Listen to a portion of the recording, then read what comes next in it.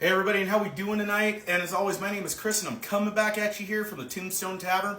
This is Double Barrel Podcast with another single barrel blast. Today, I want to talk to you guys about 5 bourbons that we've all probably thought about introducing people to.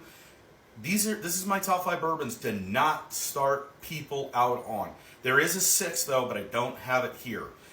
That being said, let's get into this. I have had the experience myself, and I accidentally did the same thing to Justin, where we started out on bourbons that were not necessarily the correct starting point.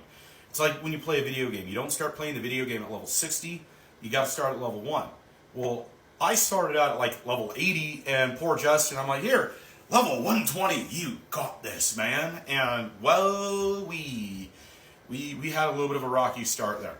Anyway, we're going to read left to right. What's funny about this, though, is 3 of them are in my top 5. That's where this is going to get really weird. But I also picked these because these are very nice, cool. They're out there. People love to talk about them and hear about them. Booker's. This dude's hot. Justin tried him, and we just did our 10th episode of Double Barrel Podcast.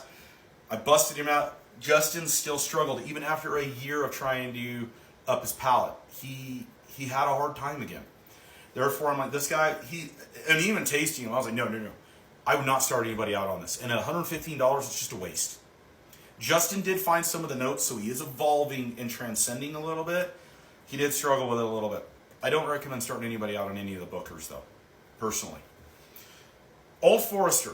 Now, the Old Forester, this goes for the single barrel and the 1910. They're just too much. Don't do it. I know we want to do it. We think it's a good idea. It's a bad idea to start them out on those two. The Prohibition style one, or the 1920 maybe.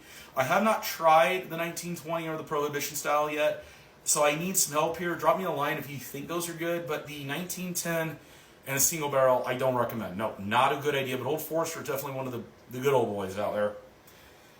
But this one's almost 130 proof. This is 129.7. I think so. It was 128. 129.7.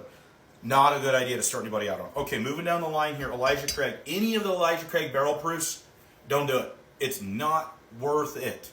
All right, these Elijah Craigs, I think the weakest one's 124.4, something like that.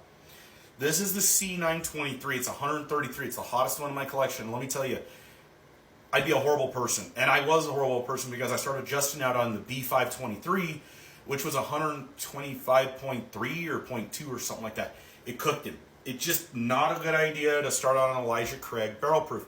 I'd recommend the small batch if you're going to do it. Nothing more. Wouldn't even recommend the toasted.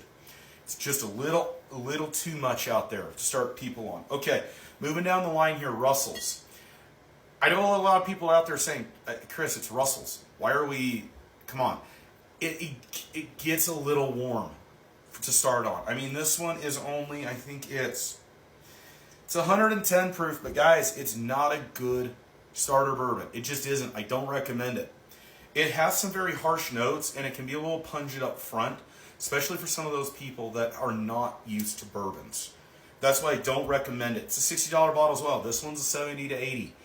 Just don't waste your time, don't waste your money on starting people out on these because they're just not going to have a good experience. Number 5, I did bring out the Elijah Craig Toasted because the Elijah Craig Toasted, it can be kind of unforgiving. And I've had Justin try it. He's actually coming around to this, but it's taken him almost a year to come around to this bottle. So it can be intense. It really can be. Now, number 6 is actually my first bourbon that I ever started out on, and it's Four Roses Small Batch Select. It's about 116 proof. It's hot. And here's the thing. I know it because it had a lot of floral, citrus aromas, and it did transfer the palate, but it's too much for someone beginning. It doesn't work. I do not recommend the Four Roses Small Batch Select or the Four Roses Single Barrel. If you're going to do it, do the small batch or the regular. Just saying it out there, folks. Anyway, let me know what you think. This is interesting. I want to put that out there to the people.